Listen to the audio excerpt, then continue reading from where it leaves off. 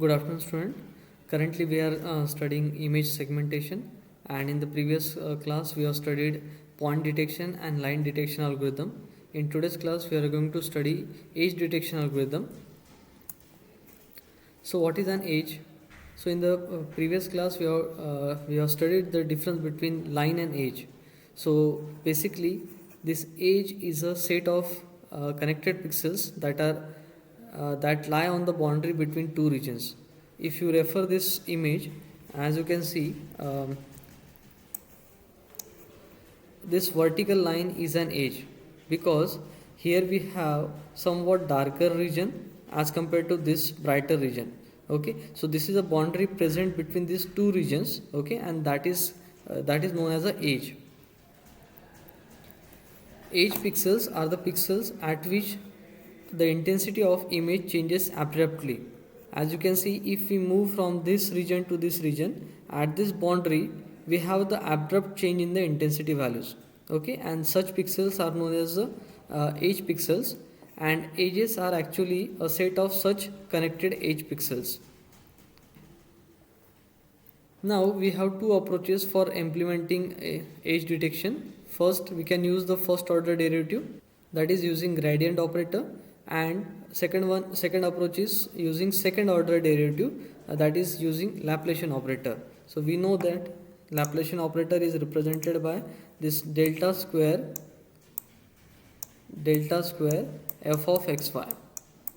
Okay, so we can use these two approaches.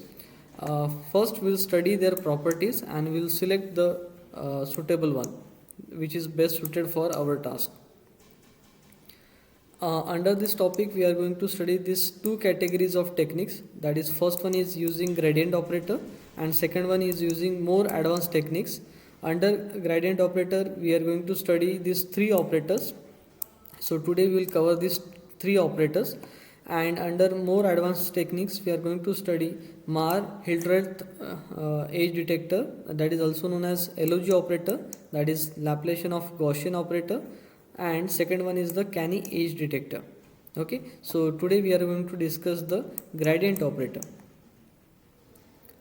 First we will discuss difference between ideal edge and ramp edge. So ideal digital edge will look like this, where we will have a sharp transition between the intensity levels. Okay, and the intensity profile will look like this. Okay, so we will have this sharp edge. Okay, but in reality we don't get such ideal edge, rather we get ramp edges at the boundary of two regions. Okay, ramp means what? Where we have a gradual change in the intensity levels. Okay, so if the blurring is more, then the slope will be low. Okay, that's why the slope of the ramp is inversely proportional to the degree of blurring. If blurring is more, then slope will be low. Okay, and if blurring is very less, then the slope of this ramp will be very sharp. Okay, and this happens because of the optics, the phenomena of optics, sampling and image acquisition imperfection. So we don't get ideal edge. Okay, now if we zoom on this region of the edge, so the intensity profile will look like this, and if we find the first derivative of this, so we know the formula to calculate the first derivative. So it is f of x plus 1. So if we are talking about only one direction and for the x direction only, so it is f of x plus 1 minus f of x. So this is the formula to calculate the first order derivative. As you can see, the value is gradually changing. Okay, so consider the slope. If slope is 1, so it would be the first order derivative would be 1. Okay, 4 minus 3, then 5 minus 4, like that. Okay, so this is the first order derivative, and second order derivative will look like this. Okay, so we have seen the formula to calculate the second order derivative when we discuss the point detection. So here we have calculated the second order derivative. As you can see, here we have calculated the second order derivative, and along the ramp the value of second order derivative remains 0. Okay, so same is mentioned here. Okay, along the ramp the value of second order derivative remains 0. Okay, so what are the observations that we found for the first order derivative? So it is positive at the point of transition into and out of the ramp. Okay, so value of first order derivative is positive. So this is the two cases where we have positive values. It is positive at the point of transition into and out of the ramp. Okay, and constant for the points in the ramp. Okay, so along the ramp the value of first order derivative is constant, and it is 0 in the areas of constant gray levels. So this region represents the constant background. Okay, constant gray levels. Okay, so along such areas we have 0 value for the first order derivative. And what about the second order derivative? It is positive at the transition associated with the dark side of the edge. So it is positive for the dark side of the edge. It is negative for the light side of the edge. Okay, and it is 0 along the ramp. It is 0 along the ramp, and it is 0 along the constant gray levels also. It is 0 along the constant gray levels. Okay, so what is the conclusion that we can draw from this? So which derivative is better? So we can use the magnitude of the first order derivative to detect the presence of the edge. Okay, so if we get higher magnitude for the first order derivative, that represents a presence of an edge, and we can use the signs of the second order derivative to determine the location of pixels. Okay, whether it is on the dark side of the edge or bright side of the edge, that we can determine from the sign of the second order derivative. So sign of the second order derivative can be used to determine whether the edge pixel lies on the dark or the light side of an edge. Okay, additional properties are: it produces two values for every edge in an image. It produces two values, and if we draw a one imaginary line connecting these two points, that line will cross the 0 mark, and that is known as a zero crossing property of second order derivative. Okay, this line will cross the 0. Okay, so that is known as a zero crossing property. An imaginary straight line joining the extreme positive and negative values would cross 0 near the midpoint of a edge. Okay, and it is useful for locating the center of thick edges. Okay, so for the thick edges the distance between these two spikes will be more. Okay, so that zero crossing will help us in finding out the midpoint of that edge. Now first we will discuss the gradient operator.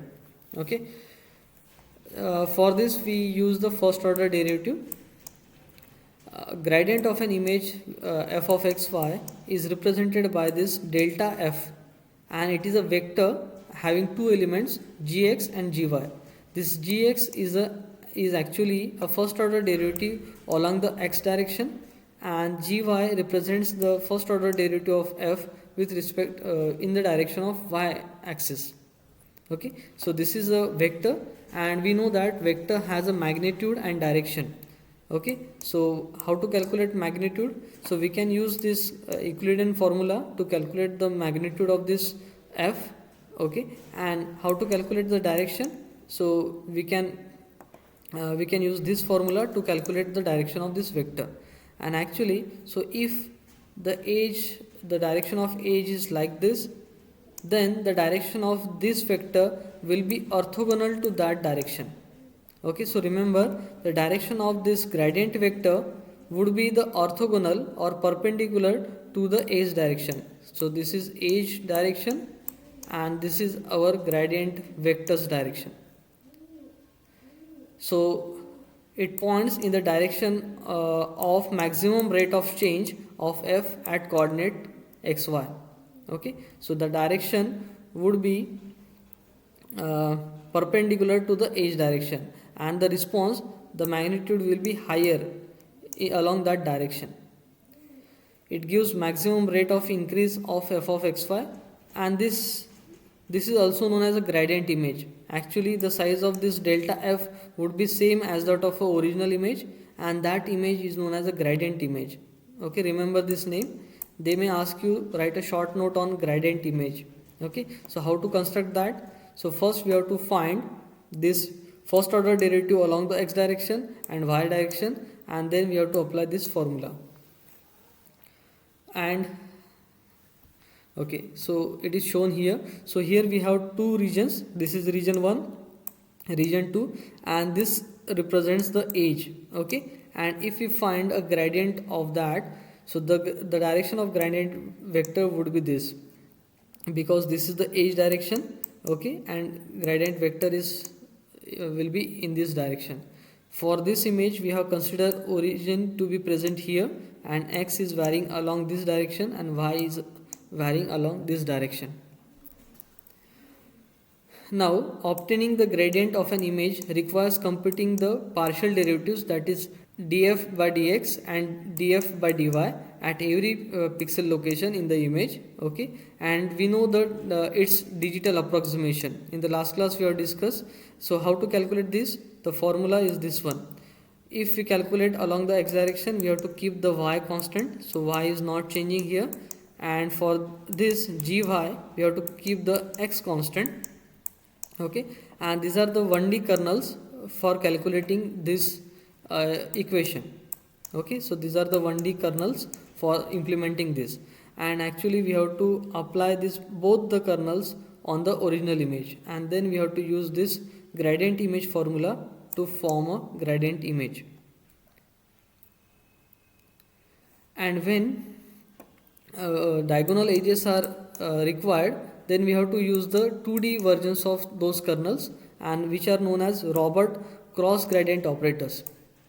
Okay, so the 2D versions of these kernels are known as a Robert cross gradient operator, and which are these. Okay, so these are the Robert cross gradient operators, and actually if the image neighborhood is represented by this 3 by 3, so these are the intensity values, then we can easily find out the value of gx and gy. Okay, so it would be, so if we are calculating for z5, it is, so here we have 1 and -1, and for rest we have 0, so it would be z9 minus z5. Okay, and for y it is 1 for 8, sorry, yes, correct, 1 for z8 and -1 for z6. Okay, so by using this formula we can find out the Robert cross gradient operator.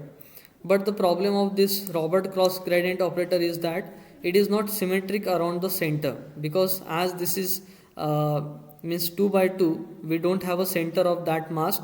Okay, so we usually prefer 3 by 3 mask. Okay, and which is known as a Prewitt operator. Okay, so now they are symmetric around the center. Okay, and these two pairs are the Prewitt operators. Okay, and the modified version of that is known as a Sobel operator, and which has a 2 at the center. Okay, now this Sobel mask has slightly superior noise suppression characteristic. It acts like a averaging mask. Okay, so it has a slightly superior noise suppression characteristics. Okay, so among this we prefer the Sobel operator. Okay, so remember the operators, the marks. Okay, and as you can see, the summation of all the marks is 0. Okay, so just remember this all are the gradient operator. Okay, and we are finding out the edges, right? And the response of this marks should be 0 in the constant region. That's why the summation of this marks should be 0. Okay, so which is followed by this all 3 types of operators. For the diagonal edges, okay, we can use the variant of Prewitt and Sobel marks. Okay, which is this one. Okay, now gradient image equation is this one. We know that it is square root of gx square plus gy square, but finding this square and square root for every pixel. We have to find this value for every pixel. So this computation, this is the computational burden, okay, in implementing this equation for every pixel. That's why we prefer approximation version of this equation, which is this one. We simply add the magnitude of gx and gy, okay, and we get the nearly same result for these two equations. For the computation simplicity, we use this formula. So these are the result. So this is original image, and this is the component of gradient in the x direction, okay. So that is gx, and this is gy, and if you add up, so this is the final result. As you can see, we are getting the prominent edges means present in this image. But as you can see, these bricks are also visible in the output, okay. And for the edge detection, we don't want this fine details in the output image, because that tends to act like a noise, okay. So in the output of edge detection, we want only prominent edges, okay. So we'll try to just remove such fine details, okay. So in order to just concentrate on the main edges present in an image, okay. Okay, so what are the drawbacks in using the first order and second order derivative? The main drawback is they are very sensitive to the noise. They are very susceptible to the noise. As you can see here, this is the image without any noise. So we are getting the ideal first order and second order derivative. Okay, so first column represents the original image, middle one is for the first order derivative, and the third column is for the second order derivative. Now for the three images, we have introduced the noise in the image, okay. So the we have introduced the Gaussian noise. There are different types of noise. We have Gaussian noise, then salt and pepper noise. What are the values for this Gaussian noise? For the first image, the Gaussian noise is 0. For the second image, the Gaussian noise is 0.1, then 1.0 and 10.0, okay. So it is not visible, okay, but as you can see, the noise is present in this image, okay, as it is visible in the intensity profile also, okay. So you can observe the fluctuation along this ramp, okay. And if we find the first order derivative and second order of derivative, so this second order derivative is very prone to such noise, okay. After this noise, it is not visible. These spikes are not at all visible for the second order derivative, okay. So that zero crossing property we cannot use if the noise is present, okay. So that is the main drawback of using this first order and second order derivative. That means the using the gradient operators, okay. So how to overcome this problem? We can simply smooth the image before applying this gradient operator, okay. So smoothing will remove the noise, okay, considerably, and then we can apply the gradient operator, okay. That's what we have done in this, okay. As you can see, this is our original image. I think this image is obtained after applying the averaging filter of size 5/5. Yes, the original image smooth with 5/5 averaging filter, and then this is a gx and this is gy, and this is our gradient image, that is addition of these two. Now as you can see, those bricks are not visible here because those are smooth out, right, okay. So if you compare this, so here we have all the white pixels, and here now we have only the prominent edges present in a given image, okay. Almost no contribution due to the bricks, with the result being dominated mostly by the principal edges only. And these are the results of diagonal edge detection. This is for this mask, and this is for this mask, okay. So we'll stop here.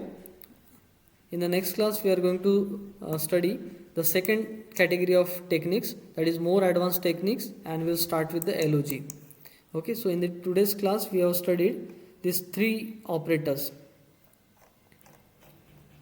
as we have seen the Robert cross gradient operator. So it is 2 by 2 mask, okay, one for the gx and one for the gy, okay, and then the 3 by 3 version of that is known as a Prewitt operator, and next one is the Sobel operator. Sobel operator has better noise cancellation characteristics as compared to Prewitt.